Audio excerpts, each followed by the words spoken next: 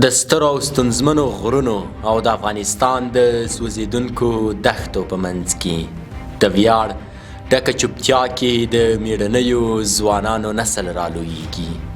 دا هغه نسل دی چې د جګړې له خاورې راپاڅېدلی تر څو د دې خاورې د نظم او پوځي ځواک نوې څهره نندارې ته وړاندې کړي. دا کیسه د هغه زړورو ځوانانو ده، د هغه ځواکونو چې په تیاره کې تمرین کوي، په چوپتیا کې جګړه او د شپې په زړه کې بې له شور او بې له غږه خپلې دندې ترسره کوي. که تاسو د ځواک، نظم او فداکارۍ له داسې کیسو سره مینه لرئ نو د ورو چینل درسره وڅارئ. په وروستیو کلونو کې د طالبانو د ځانګړو ځواکونو نوم تر پخوا ډېر اورېدل کیږي. د پریکړه لرونکو او منظم ځواکونو یوه ډله چې په چوپتیا کې روزل شوي او اوس د افغانستان د اسلامي نظام قوي لاس ګڼل کیږي. په پیل کې ډیرو باور نه درلود چې د پخوانیو چریکي او دودیز ځواکونو جوړښت به وکولای شي ځان په یو منظم عصري ځواک بدل کړي، خو واقعیت په بله بڼه ځان راښکاره کړه. له بدخشان نه تر هلمند پورې ځانګړي واحدونه جوړ شول. سخته روزنه، د اوسپنې په څیر نظم او د عصري وسایلو کارونه هغوی د افغانستان په پوځي نظام کې یوه نوې څهره نندارې ته وړاندې کړه.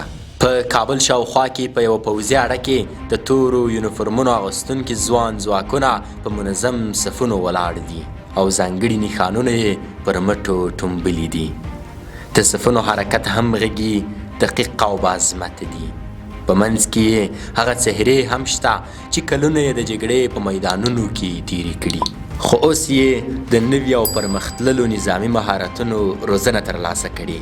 د ښارونو جګړه، د ترهګرۍ ضد جګړه، د بندیانو ژغورنه، ماین پاکي او د شپې دندې د دوی د روزنې دایمي برخې ګرځېدلي دي. کله چې کابل د شپې په چوپتیا کې ډوب شي، زغروال ټانګونه له څراغونو پرته له اډې وځي، ماموریت پیلیږي. په تمریناتي میدانونو کې سرتیري له چورلکو د رسۍ په مټ راکوزیږي، دوړې پورته کیږي. هغه صحنې چې د نړۍ د ځانګړو ځواکونو د تمرینونو یاد راژوندی کوي. هماغه سختي، هماغه نظم.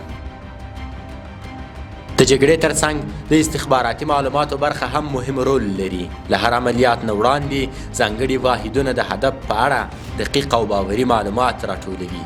د استخباراتو ادارې او میداني ځواکونو نږدې همکاري دا لامل شوې ده چې ډېری ماموریتونه په بریالیتوب او بې له ملکي تلفاتو ترسره شي. دا همغږي د ځانګړو ځواکونو نوې څهره د افغانستان د نوي نظم او ځواک انځور ګرځولی دی. داسې هیواد چې هڅه کوي د کورني امنیت او پوځي ځواک ترمنځ توازن وساتي. په رسمي کلیپونو کې لیدل کیږي چې دا ځواکونه د ځانګړو ماموریتونو او میداني تمرینونو پر مهال یوه مسلکي څهره وړاندې کوي.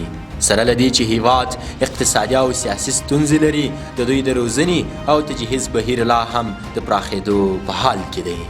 د نظامي انجینرۍ، تخنیکي او حتی سایبري روزنې پروګرامونه به په نوو مرکزونو کې پیل شوي دي.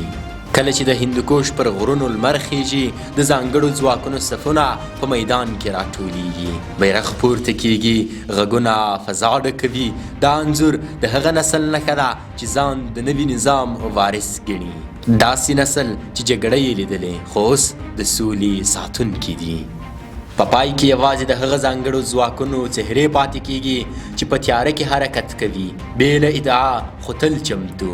هغوی نه نوم غواړي نه انځور، هغوی یوازې د عملیاتو او ماموریت معنا پیژني. کیدای شي د دوی د تلپاتې کېدو راز همدا وي، خاموش سیوری چې ویښ پاتې کیږي څو نور په ارامه ویده شي.